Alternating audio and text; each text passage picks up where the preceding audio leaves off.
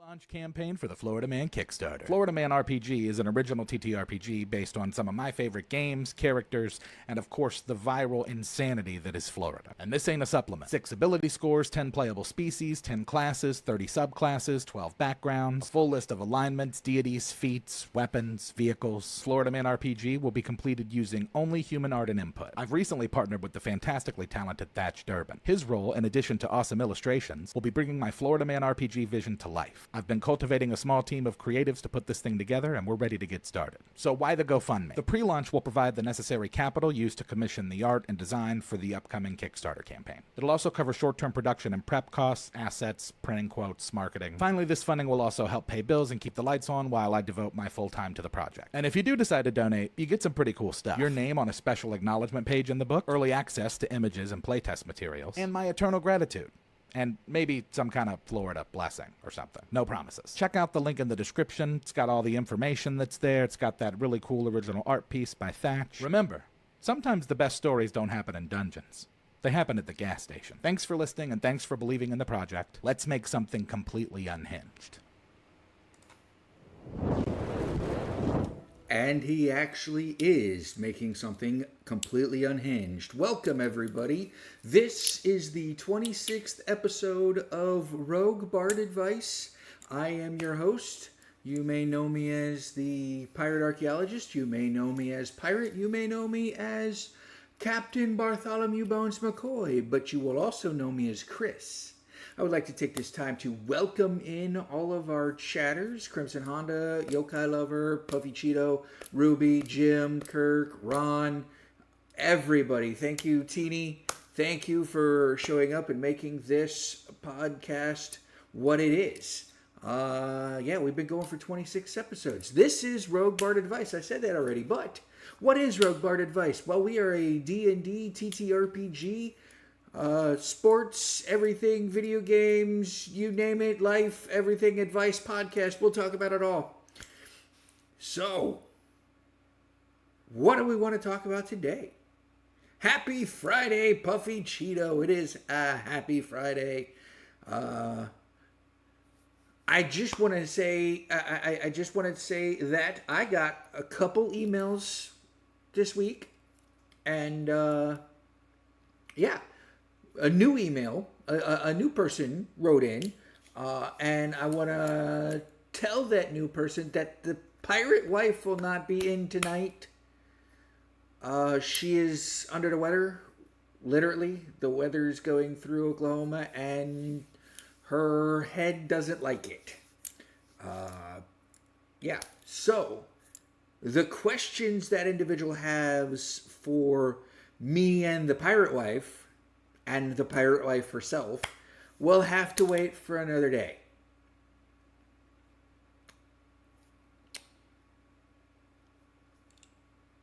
Thank you, Kirk. I will. She'll. Well, I don't know. She won't. She won't see the comments. Apparently, even though I have comments on, they don't come through. Yeah. So my wife has reversed eustachian tubes in her ears. They didn't get fixed in the 70s by the 70s doctors. So whenever a front moves through, her eardrums explode. She's also, because of her multiple sclerosis and everything, she also gets very bad migraines when the barometer pressure changes and the front moves through. So yeah, appreciate all the good vibes for the pirate wife, and I will let her know. With that being said, something happened last weekend after our in memoriam.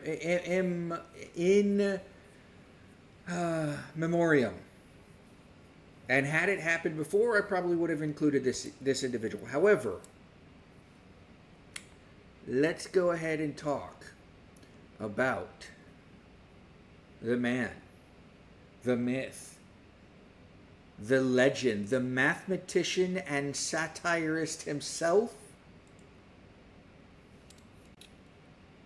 Tom Lear. At the age of 97, Tom Lear led a good life, but Tom Lear passed away. I love Tom Lear. He was the first satirist that I listened to that wasn't Weird Al. Mathematician, chaotician, teacher at, I want to say, Princeton? Yale, maybe?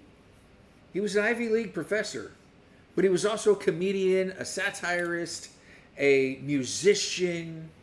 And if you don't know who Tom Lear is, he's the one, and his biggest song by far, I think, that most people would know would be Poisoning Pigeons in the Park. Yeah, but 97 years old, great job living the life that he did. Sad to see that mind go, but he did live a full life. So, with that being said, hats off to Tom Lear, and I'm pretty sure you're poisoning those pigeons in the park and wherever you're at. At least Alabama still doesn't have the bomb. And if you don't know, that's another reference to one of Tom Lear's songs. That song's called "Who's Next." So, but anyway, let's move on to some questions tonight. We've got 8 of them, and then we have our deadly dungeon that we didn't get to last week. And I want to take this moment to say you guys have absolutely flipped 180. So good on you. But I think you'll be entirely surprised with this week's Deadly Dungeon. So our first question of the evening comes from our good friend Chris. Now you say, but is it Chris? Or is it Amanda Puffy Cheeto Chris? Well, it's Amanda Puffy Cheeto Chris. And she asks if I could go back in time and stop one major disaster, the Titanic sinking, the Holocaust, 9/11, a different major event, etc., what would it be and why? Well, thank you for this question, Amanda. And honestly, I don't know. I had hours to think about this question, and I postulate this question all the time. Do I go back and disobey the Geneva Convention and shoot a wounded German soldier. Actually, it wouldn't even be the Geneva Convention because it wasn't around then. Would it be the Treaty of Versailles then? Something? No, because that was the ending of that. Anyway, would I go and violate orders and shoot a wounded German corporal while he's laid up in a convalescent hospital during World War One? Do I go back even further and off the guy who offed the Archduke Franz Ferdinand, who started World War One, or that catalyst that started World War One? Because those are major disasters in my book. Or I got it. Just thinking about it just now. Because it was my favorite. It was my favorite thing in growing up. It was my favorite object growing up. Kirk, me not getting that girl in elementary school a special Valentine's Day card because she got me one and I felt like a louse about it. Okay, that's more personal. I don't think that's a major disaster. But how about going back to January 29th or January 26th, 1986? No, January 29th, 1986, and scrubbing the Challenger launch. Krista McCullough would still be alive. Sally Ride would still be alive. Yeah, I think that's what I would do. Because at that point, NASA was still in its infancy. Well, NASA wasn't, but the Space Shuttle program was still in its infancy. And it was after that event, NASA shut down and did an entire investigation on why the Challenger exploded upon liftoff and shut down the space program for 3 years. Shut down the space program for 3 years while they figured everything out.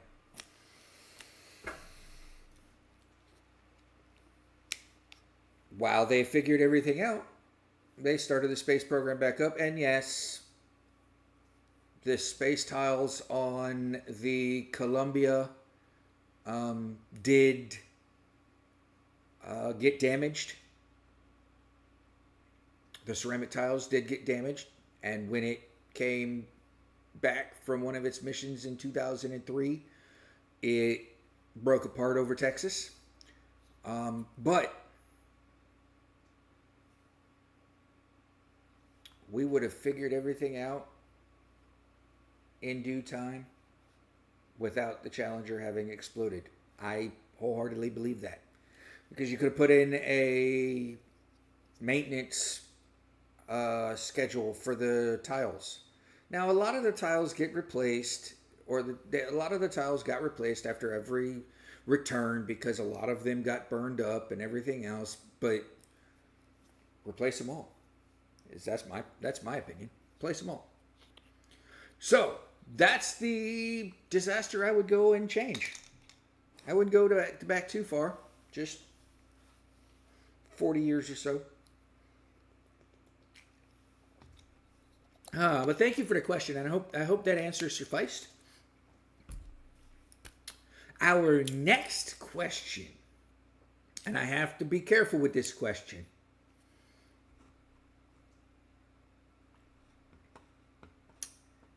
I don't even know if I want to put it on the screen. You know what? It's going to be on the screen. Ron, don't get too mad. Hello, Rogue Bardadians.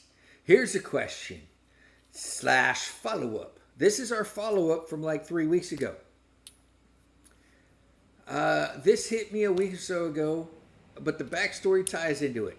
Elves and dwarves live hundreds of years compared to humans.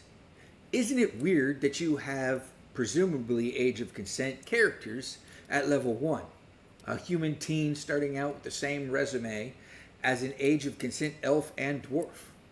Yet those other races are 30, 50, or more years old, but still only at level 1. It's something that I'm having a hard time wrapping my head around. It's more likely that humans can only reach level 20 before they are too old and decrepit to keep adventuring, whereas elves and dwarves can continue adventuring and achieving level 30, 40, or more. I agree. But where's the question? I know there's a question in there somewhere. But this is what we were talking about a couple weeks ago when I was saying there should be like hit die for your racial hit die before you get your job.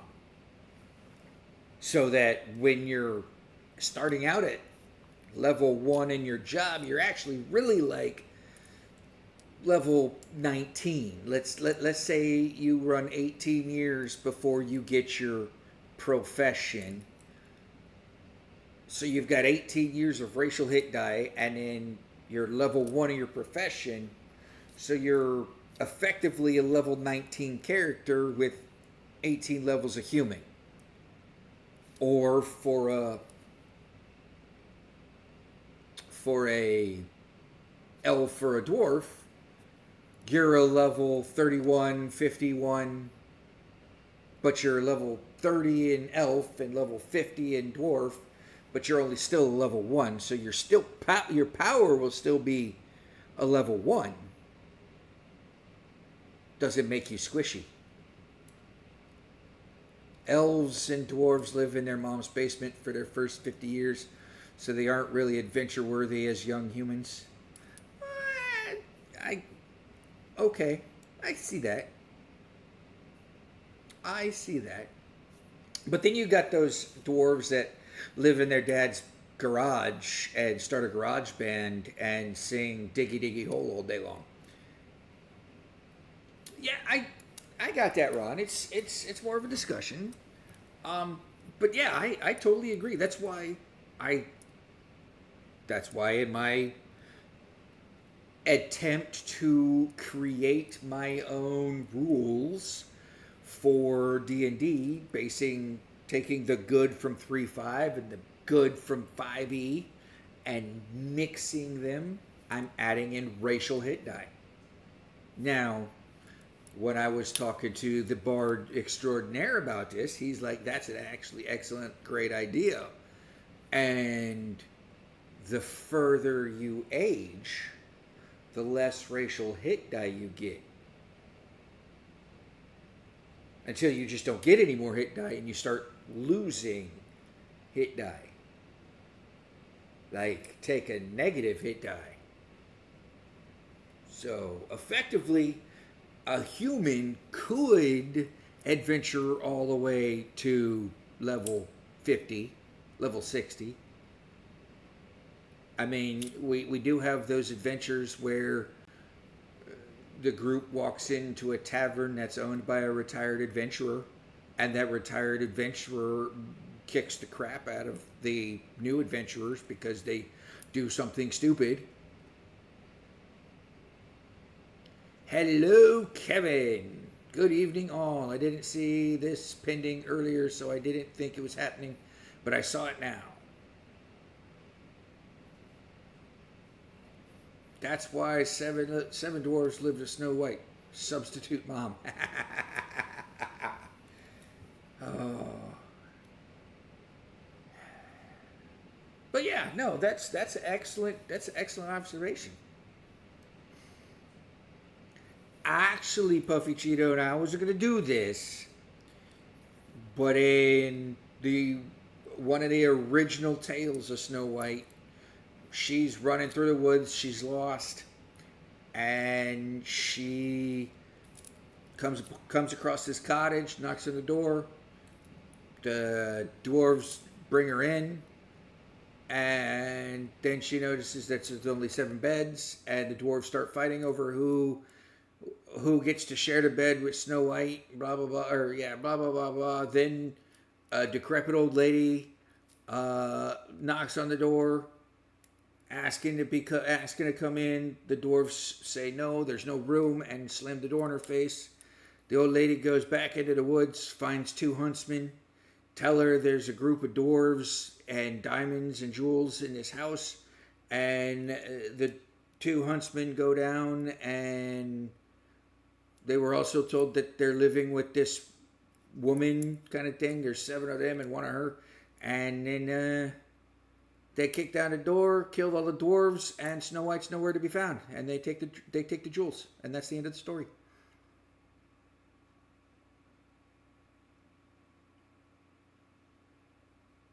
One of the more gruesome tales probably came from the Brothers Grimm.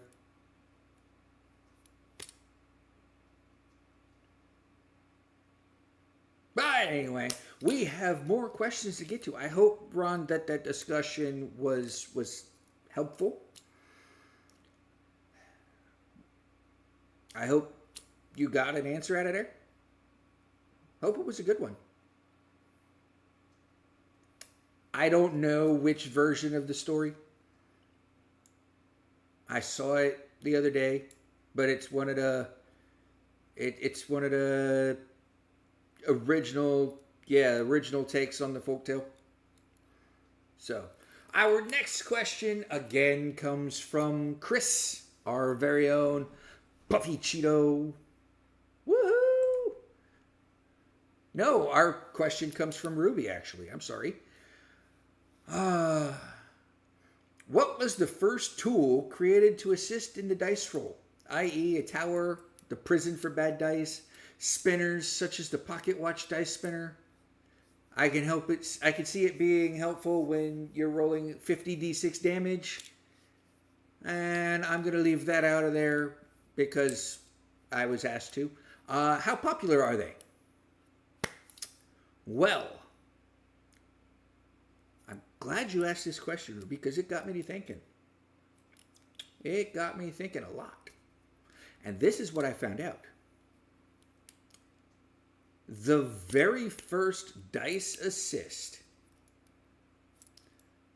devices long predate D&D, emerging in medieval Europe as simple wooden towers and cloth cups used by gamblers to ensure fair rolls. When D&D debuted in 74, players naturally reached for these existing tools. So dice towers have always been a part of D&D. And if you hadn't been using a dice tower from the beginning, you probably used dice cups to conceal your rolls, or shallow trays to keep the dice contained on the table. I still don't have a dice tray. I do have a dice tower. As a matter of fact, I'll pull out my dice tower to show you guys. I bought this dice tower for my birthday one year, a couple years ago. But it's a Balrog dice tower. It's just simple, 2 pieces. Dice tower, dice tray, and then when you're done, it folds up just like that. Show the Balrog. Yeah.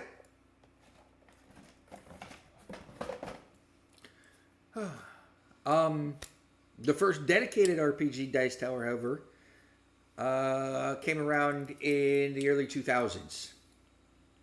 Molded plastic, deluxe dice tower, aimed at war gamers and role players, and mainly for Warhammer 40k or D&D if you were playing with miniatures. The Dice Jail and beyond came around in the 2010s.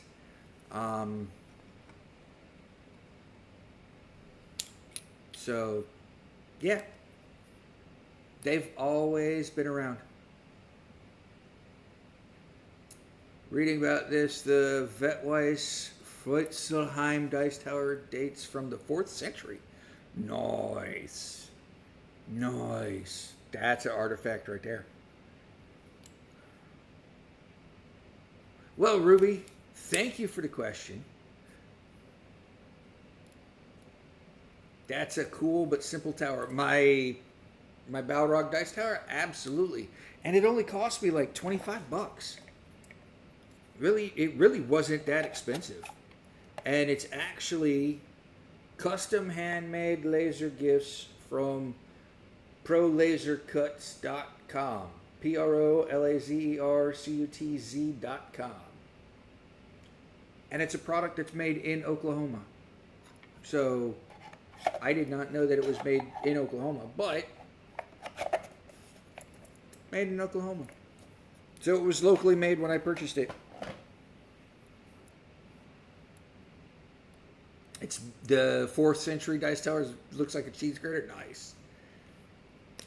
So, but to answer your question, I looked at that. We're not done yet. Because how popular are they? And you were asking about the dice spinners. I looked at that pocket watch dice spinner that you sent the info for, and that actually looks pretty cool. I have seen dice spinners, and they really are quite popular. There's a dice spinner that looks like a revolver.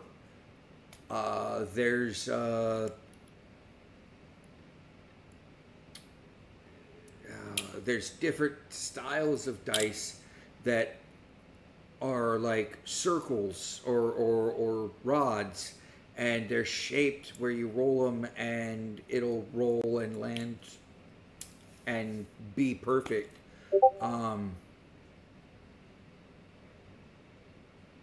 But yeah, no, they're extremely popular. I've seen dice fidget spinners, like the three-legged fidget spinners. Yeah, I've seen dice spinners that are fidget spinners. So I've seen dice that don't stop moving in those dice spinners. They just keep going. So yeah, while they're great and they're a great tool to have, you're not gonna replace my math rocks. I may get one of those spinners, but I'd never use it. I have a friend of mine who's got a D20 keychain, but in that D20 keychain is micro mini metal set of D&D dice, because he never knows when a D&D game is going to break out, and he always carries that D20 keychain on himself. So yeah, if you're looking for a fun little gift to get somebody, I think they'd appreciate it. But there you go. There's the answer to that question. I hope you liked it, and I hope it gave everybody in the chat some insight. Moving right along, this next question is our Puffy Cheeto question. At least it should be. Yes, it is. Puffy Cheeto asks, if the DM asks your character to empty out their pockets, what do you have in them? Am I being funny? Am I being riddly? Or am I being serious? Because if I was being riddly, I would say string or nothing.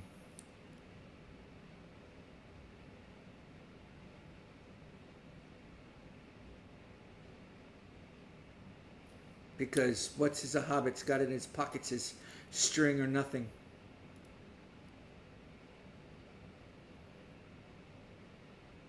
If I was being a rogue, I would have to lie, because that's what I do.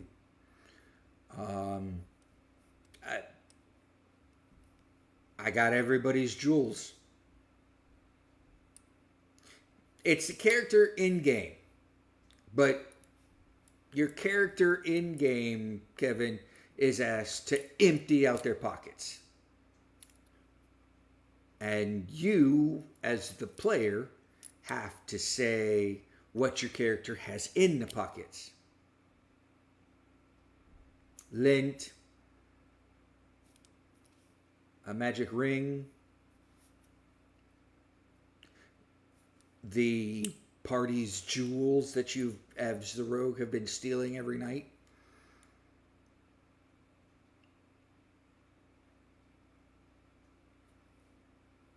A carrot to feed the horse.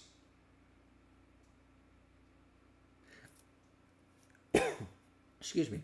A key to the dungeon of the tower where you are having to go to. The map. Could be anything.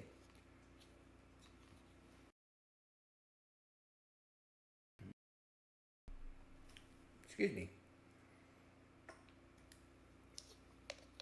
Got them pocket jewels. Yep. All right. Well, Amanda, what would you have in your pocket? What would your character have in your pocket? That's the question.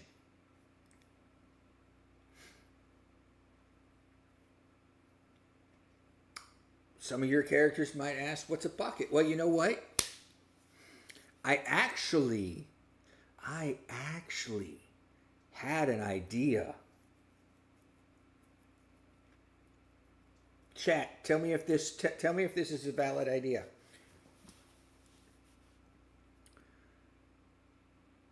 Bag of holding. Sewn into your pants as a pocket.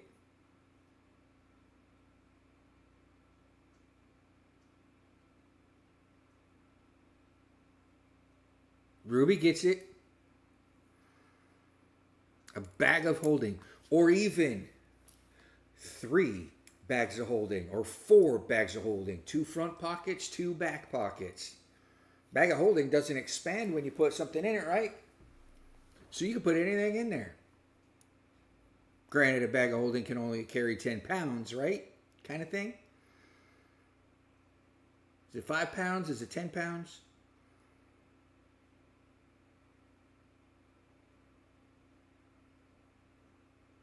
Well, it's convenient if you only put 1 bag of holding in your pocket if you sew the bag of holding into 1 pocket. Potentially dangerous if you do 4 of them.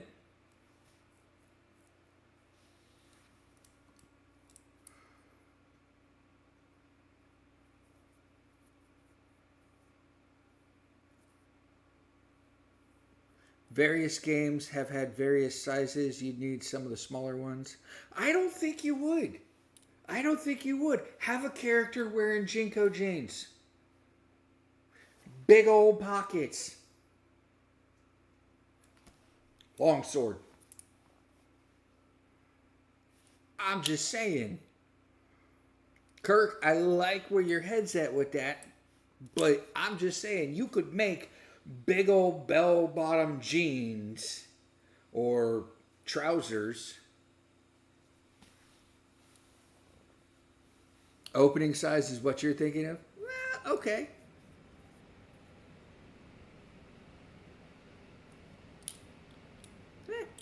Could work. I'm just saying, would it work? Or would the act of sewing into the side of the bag of holding to sew it into something ruin the bag of holding's magic?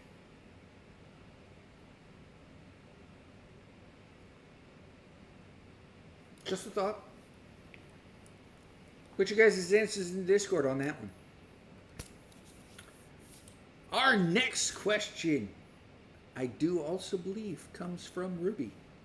And this is a more personal question to me, I do believe. Just use magic glue. Nice. I like that. I'll allow it. How is a BOH made? Perhaps convert existing pockets into BOH. You could do that too, if we knew how a BOH was made. So, but this question was asked of me personally, and it's an easy question. It comes from Ruby again. You've been deployed before, so how many times? I have been deployed, if you include my year I spent in Egypt as a deployment, even though it was a full duty station, 4 times.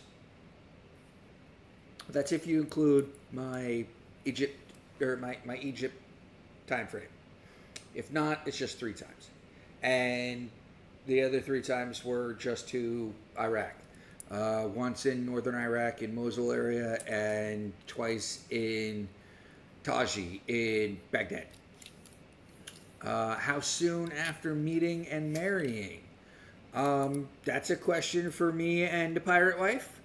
I will tell you this. We first locked eyes on each other in April. Kind of the weekend of her birthday. And we got married 6 months later, October 10th. So yeah, the pirate and the pirate's wife anniversary is coming up within the next 2 months. 2.5 months, the 10th of October. So yeah. And then I was in Texas and she was in Florida. And then I came out to Florida, picked her up in December, moved her back to Texas with me. And then immediately I left and went to NTC. And then I went to JRTC. NTC was out in California. JRTC was in Fort Polk, Louisiana. And then as soon as I got back from JRTC, I deployed out for the last and final time to Iraq, like 3 days before her birthday. So, yours and Ruby's are October 2nd, Ron. Yes, I remember. And we read Lovely Night in October, right? I was in the Army, Puffy Cheeto. I was actually specifically Army Aviation. I worked on helicopters. I did sheet metal work and composite fiberglass work for Blackhawks, Apaches, Chinooks, Kiowas, Little Birds,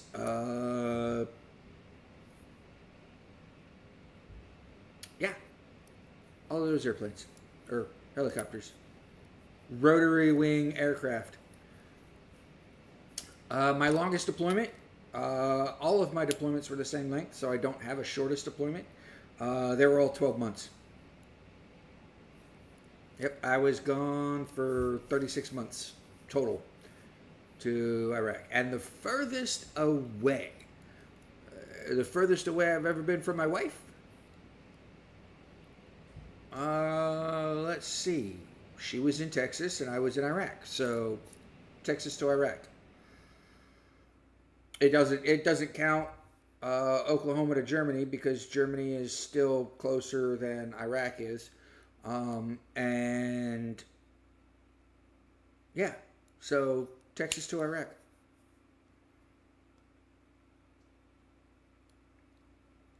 My oldest wants to go in the Texas Army National Guard when she graduates. My youngest wants to go into the Marines when she graduates. Listen, Amanda, you tell those kiddos of yours to choose a branch that will give them a career when they get out. Because it's not just enough to go in and serve. You got to get something out of it. I spent 20 years in the aviation career field in total. 12 in the Army and 8 outside in civilian sector before I got my master's degree, my bachelor's and my master's degree in anthropology. And I've been doing archaeology work for 2.5 years now, almost 3.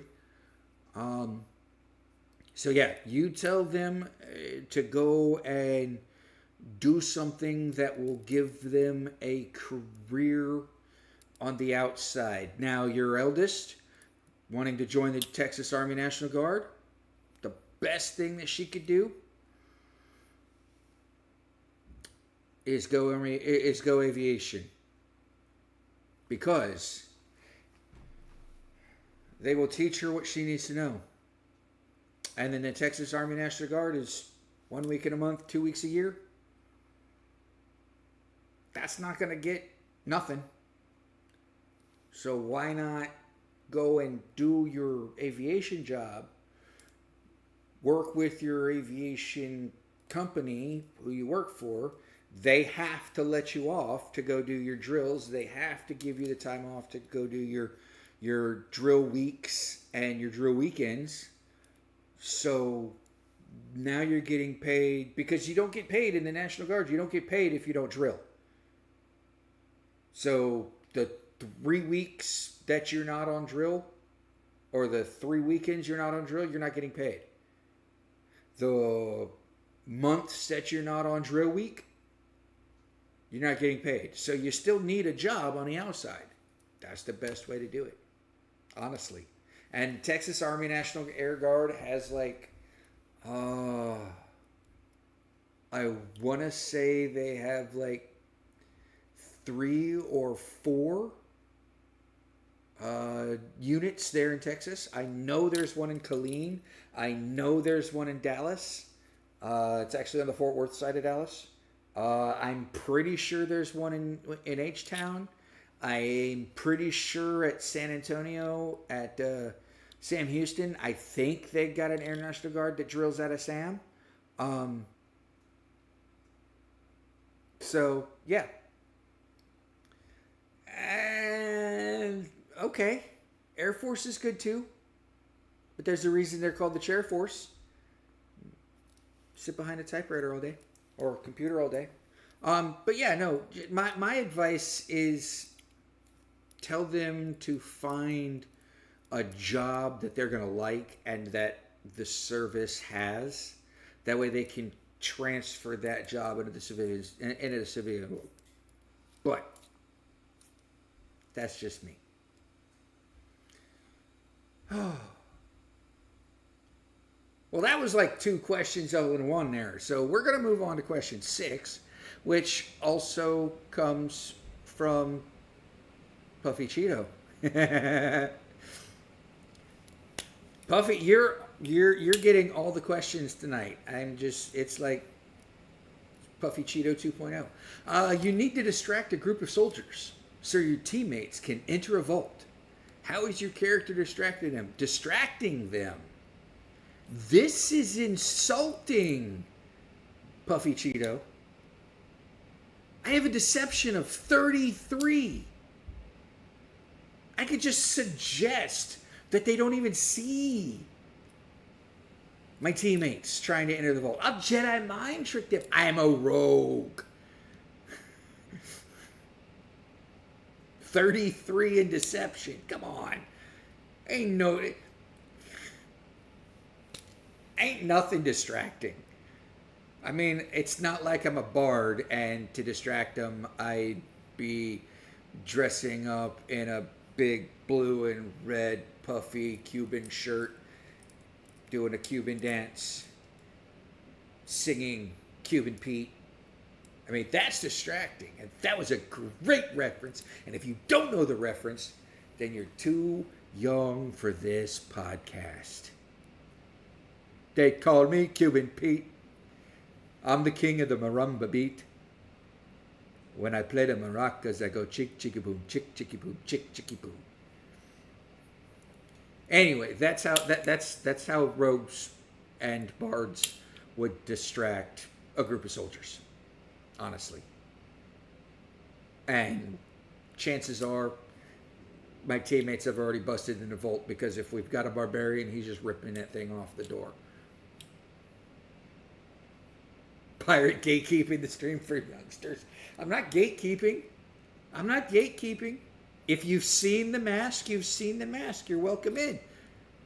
Just go watch The Mask.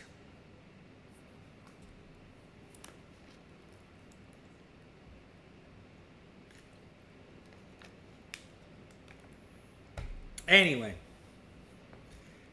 I hope you got an answer to that, Amanda. That was a fun question. That was the one of the best questions of the night. Really? How am I distracted? Jedi mind trick. 33. You don't see anything. I'm telling the DM his group of soldiers aren't seeing anything, and there's nothing the DM can do about it. because the math rocks don't lie. Anyway, moving on. I believe, I don't know who the next question is from yet, but it's from Ruby. With regards to LARP, I have seen that there is now a tall ship that you can go onto as a pirate and have an adventure. Is this something that would interest you? Are you offering?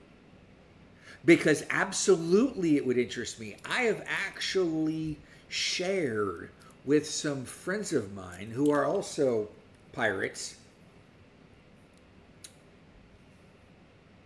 There is a group out of a port in Alabama who has a pirate ship. And you could rent this pirate ship with the crew and 12 of your buddies and go out in the Gulf of Mexico. And it's a booze cruise, pirate ship booze cruise. Absolutely. Absolutely, I'm in. Let's go. In regards to LARPing, I also have not actually LARPed in decades, though if you consider dressing up at the Ren Fair as LARPing, because I was live action role playing as my pirate OC, then may. But yeah, I'm always up for an adventure on a pirate ship. Let's go. Let's go. Could you imagine how fun that would be, though? Absolutely. I saw a post, somebody's wanting to sell a boat, one of the pontoon boats that they have built to make look like a pirate ship, but it's a pontoon boat. They want like $20,000 for it, something like that. I don't know. I don't remember. Yeah. Let's go. We sail at dawn. Is that like we ride at dawn? I like it. I'll allow it. Approved. But I hope that answers your question, Ruby. And for you and Amanda, I know Amanda has the last question of the evening. For you and Amanda, the rest of your questions will be next week. And please, everybody, send me questions. I'm hurting for questions. We're only at episode 26. We're going to at least 100. We got to match the Bard himself. So I need more questions. And you can send me the questions at roguebardadvice@gmail.com. So, moving on to the last question of the evening. And we're at 50 minutes, everybody. Look, see how time flies? Time's fun when you're having flies. I know. And I appreciate it. And our last one is another time travel question. And I added this one in. Thank you for this, Amanda, by the way. I added this one in because I do this mental thought exercise with a lot of archaeologists that I meet. Okay? And it's similar to this question, but it's not exactly this question. Now, my question is, you can go back in time to any point in history and take back with you one item and have the knowledge to make said item work in the time period that you're going to, where would you go? What would you take? And what would you do? Kind of like what you say here, right? Kind of like what you said here. And I'll tell you, I've got some weird answers. I've got some very good answers. I had one person say a tractor to teach farming to the Native Americans instead of farming with horses and plows or their hands, using a tractor. Absolutely perfect, because guess what? You could get a steam powered tractor. You don't need oil. You don't need gasoline. You can get a steam powered tractor. Beautiful. Beautiful. What I would take back,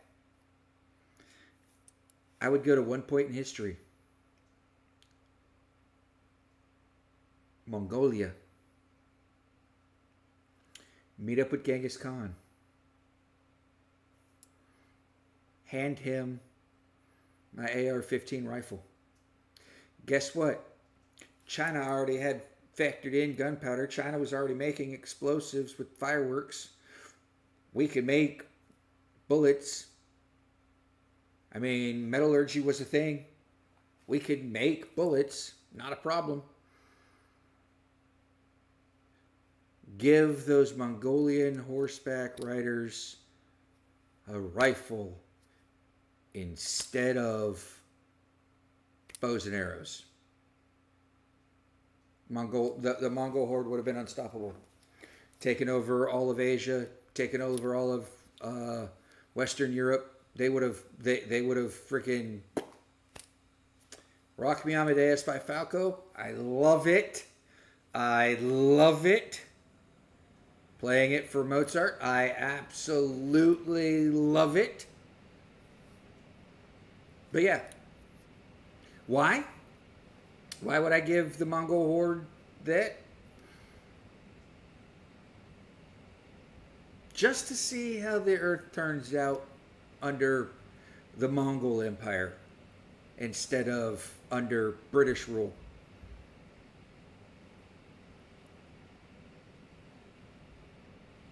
Imagine you're sitting on the battlefield and you're looking across the battlefield at your enemy, and your enemy your enemy's just standing there and they're getting ready to charge at you, and you reach out and take your enemy's leader's head completely off their shoulder. Don't you think that would not be demoralizing to the rest of his troops? Fear would immediately set in. You're 300 yards away and your leader's head just goes kablooey. At that time, a crate of fire extinguishers to Alexandria. I love it. I love it. Love it. That is actually pretty good. That is actually pretty good. Or Kirk, instead of a crate of fire extinguishers, just take the knowledge back on how to build a water pump and put a fire suppression system in the Library of Alexandria.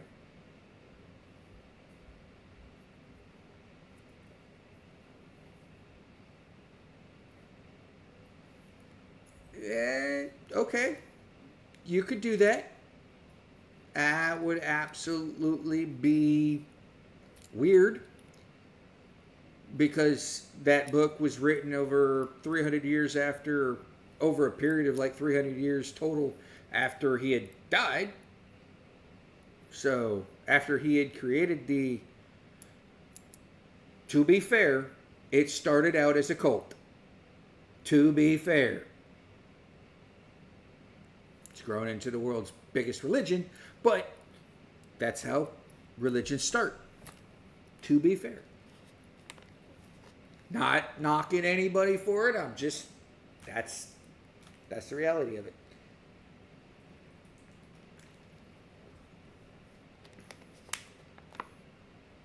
But it is that time, people. It is the time that you all have been waiting for 2 weeks. It is time for our deadly dungeon. Ultron versus Brainiac. Now, you all voted in the comments, or in the Discord. and you overwhelmingly supported one of these two people, one of these two badass individuals. But let's see what they have. Starting off with Brainiac. Brainiac from the DC Comics. Cybernetic humanoid with Kryptonian-grade resilience and self-repair nanites. Weapons and tech. He's got shrinking ray. Woo! Capable of miniaturizing structures and organic matter. He's got energy beams, force field generators, gravity manipulation devices, telepathic link to his ships, AI, and technopathic control over electronics. Does that mean he could technopath control Ultron? We don't know. He's hyper advanced intellect, calculates outcomes in microseconds, creates adaptive countermeasures and battlefield simulations on the fly, uses knowledge databases to exploit the opponent's weakness. Hey, sounds kind of like Ultron too, right?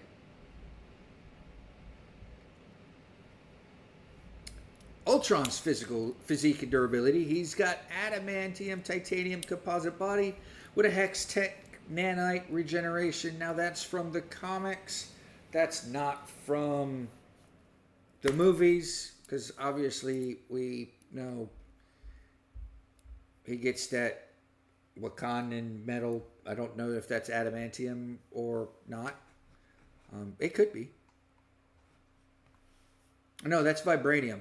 He's got a vibranium skeletal system and body in the movies, but he's got an adamantium titanium composite body in the comics. Yes, vibranium. Thank you. Weapons and tech. He's got repulsor and plasma blast from gauntlets and chest emitter, built-in vibranium blade and energy sword attachments, swarm duplication protocol, can spawn micro drones for distraction or repair. Machine level AI that learns and evolves each encounter. Technopathic hacking. He infects local networks to create environmental traps.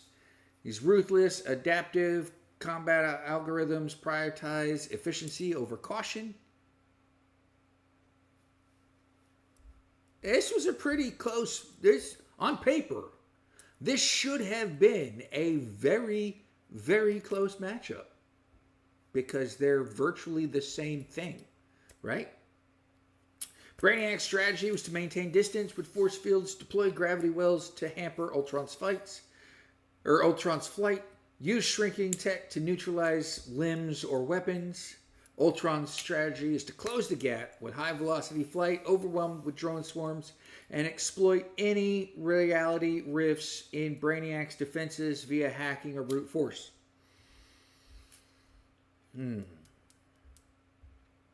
I know what you guys said in the Discord, and we'll get there. But out of 100 battle simulations done by our trusty battle simulator, it was a 60-40 split. Guess what? It was a 60-40 split in the Discord too. However, my 60-40 split and your guys' 60-40 split did not match up. Brainiac wins the 100 battle simulations by using adaptive force fields, which absorb repulsor blasts, gravity manipulation, trapping Ultron, and telepathy preempts drone attacks. So you knew the attacks were coming. Ultron only won 40 battles. His swarm replication overwhelms standalone shields. He hacks the force field systems and surprise energy sword strikes during reality flux. Now, with that being said, there were some takeaways to this. Brainiac's cosmic grade tech and predictive intellect gave him a consistent edge in long-range and mid-range duels. Ultron's self-replication, environmental hacking, and close-quarters ferocity secured the victory when he breaches Brainiac's perimeter defenses. So if Brainiac keeps Ultron at a distance, Ultron loses. If Ultron gets up close and personal with Brainiac. Brainiac loses. In this ultimate face-off, Brainiac edges out Ultron 60-40, but Ultron's adaptivity means that no duel is ever truly predictable. So Brainiac couldn't even see the outcomes of any of the duels. Now, you guys were on the money on the percentages, I'll tell you that. But you guys had it Ultron at 60% and Brainiac at 40%. I like that. I like that a lot.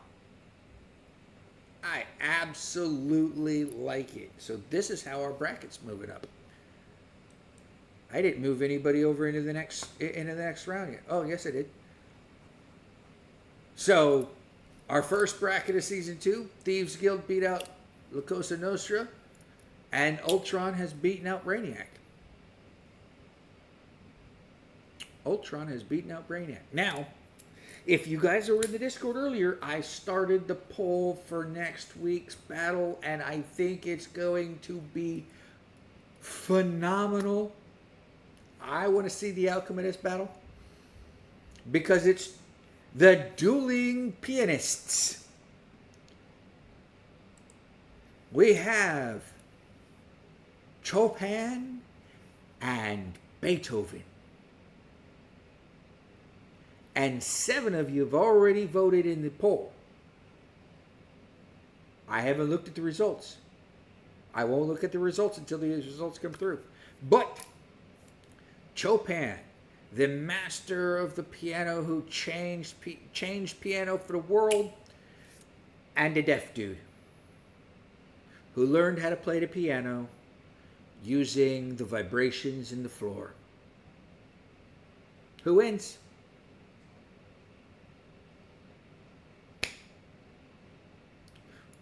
With that being said, we are now in Chat Chat. And what do we like to do in Chat Chat? We like to say the good things in a week.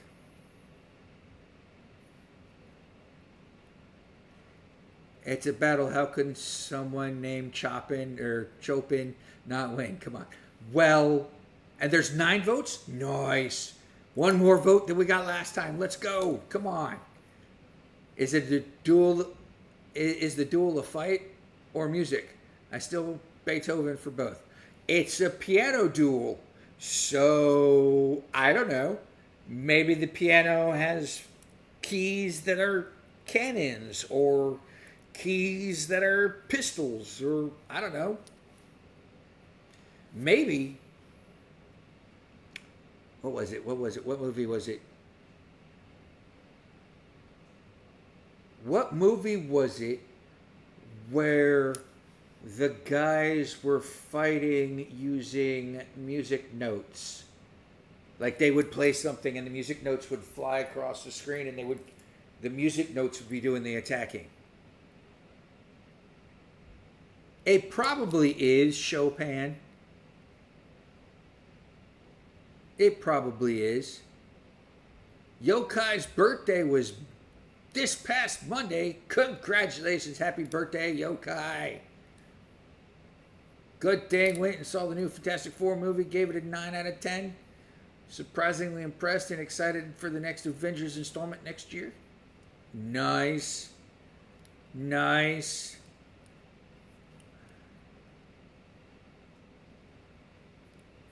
I don't know that I had really anything. I survived the week. That's always a good thing, right?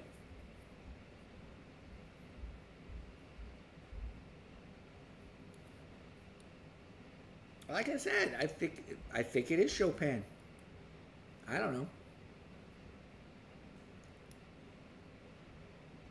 Yes, that's it. Scott Pilgrim. I think it's going to be a fight like that, like Scott Pilgrim.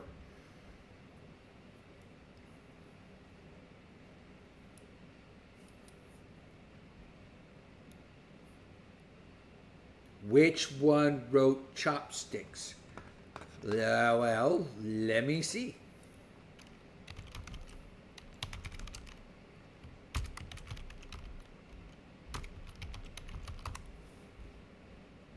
Chopsticks was written by Euphemia Allen under the pen name Arthur de Lully. She was a 16-year-old British composer when she wrote the piece in 1877. It was originally titled The Celebrated Chop Waltz.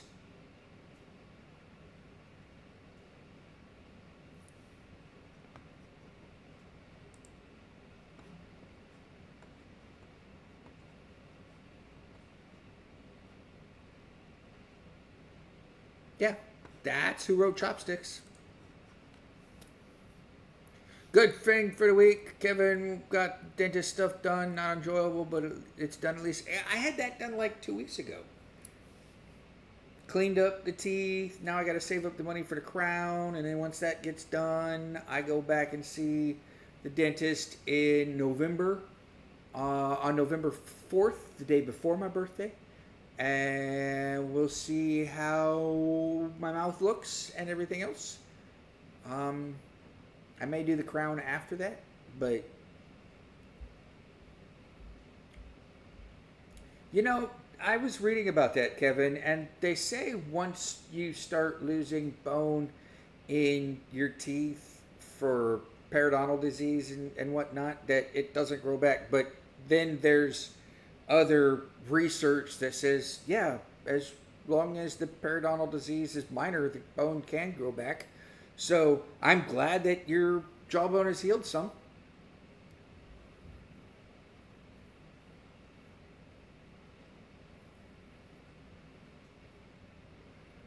I guess good thing for the week. I guess good thing for the week. Now, we ran into a little snafu, but I'm going to try and make something work with it. I got books. Because Tuesday starts my pirate reading. And we're going to start off with this book. This be Robert Louis Stevenson's Treasure Island, my boys and girls. We are going to start reading Treasure Island as a pirate would read Treasure Island. I also wanted to read this book, but apparently this book is not in public domain, and I might get sued by HarperCollins because it's not in public domain. This was going to be the spicy, adult-only novel. I have to figure out where I'm going to read that at.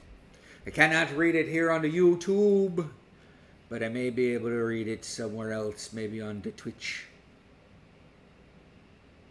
As long as I keep the thing private and don't go public with it. HarperCollins has weird rules on that crap. You record it, you have to delete the recordings within 3 months. Something, it's...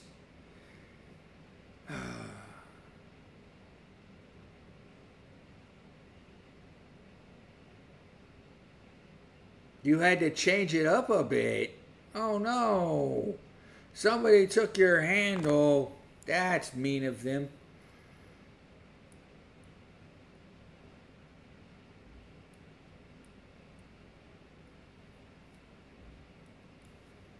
Yeah, I got a buddy of mine who has false teeth too, Puffy Cheeto. What's it with the people in Texas just wanting to get their teeth removed and put in falsies? I don't know.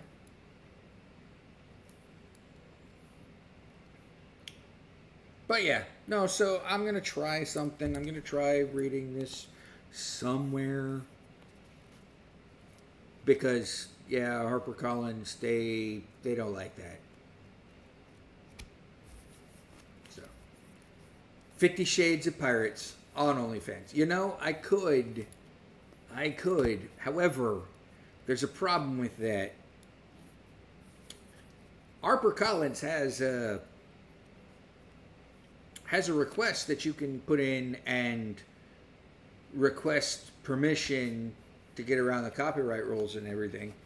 But you just have to say at the beginning of your video, read with permission by HarperCollins Publishing, something like that, right?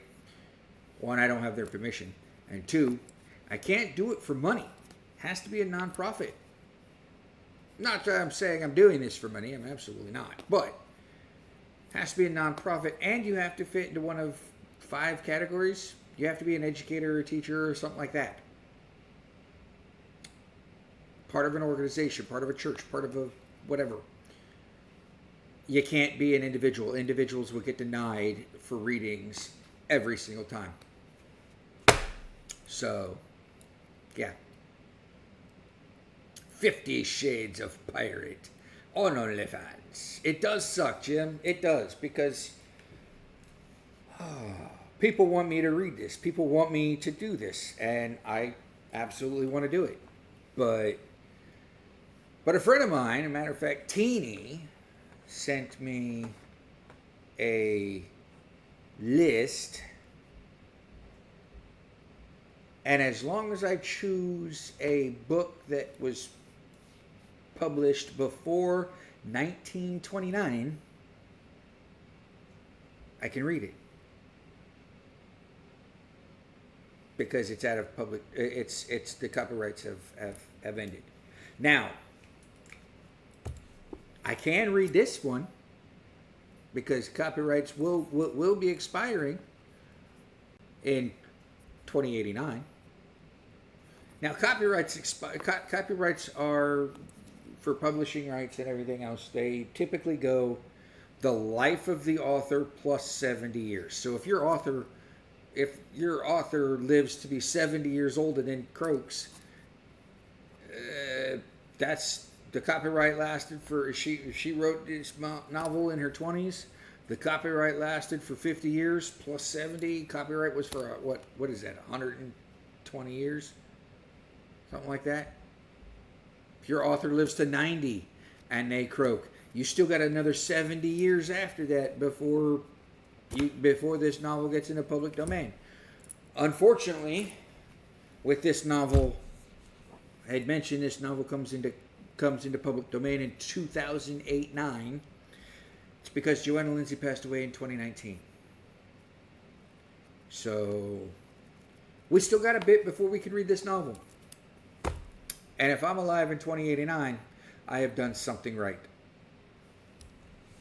Jesus, that's 6 years after my 100th birthday. Wow. Anyway, can families of authors or publishers fight to extend copyrights? Unfortunately, no. Once the author dies, the copyright goes into what is known as ex parte or whatever. It goes to 70 years. Now, that copyright is life of the author plus 70 years on books. Now, on stuff like what Disney did, characters and drawings and stuff like that, absolutely they can keep renewing the copyright because they still own it. Start a cult like Jesus did, a nonprofit for the betterment of pirate history and sex education. Buffets or Beaufays. The faith is that sharing such knowledge will allow people to be true pirates. Arr! That's the spirit. That's the spirit of the rogue right there. That is the spirit of the rogue. And with that is awesome. That is something great to leave off of. With that being said, I want to thank everybody from the bottom of my heart for being here on this 26th episode of Rogue Advice. I couldn't do it without you guys. Stay tuned for next week. Did I show you guys what's next week? What's coming next week? I don't think I did. Oh, yeah, I did, because it's up in the poll. But next week, finally, we're getting our musicists. We were talking about this. See, I even forget. But I will leave you with this. We will be back here same time next week, 10 p.m. Eastern Standard Time. 9 p.m. Central. On the Pirate Archaeologist channel, I want to thank everybody for coming in. Ron, Ruby, Puffy Cheeto, Kirk. I got your question a little late this evening, and it was great. I will answer it next week. Crimson Honda, you fell asleep. Don't worry about it. Watch the stream. It's a great stream. Have a great week, everybody. And don't forget, send your questions to either the Discord or to roguebardadvice@gmail.com. It's rogue, ROGUE,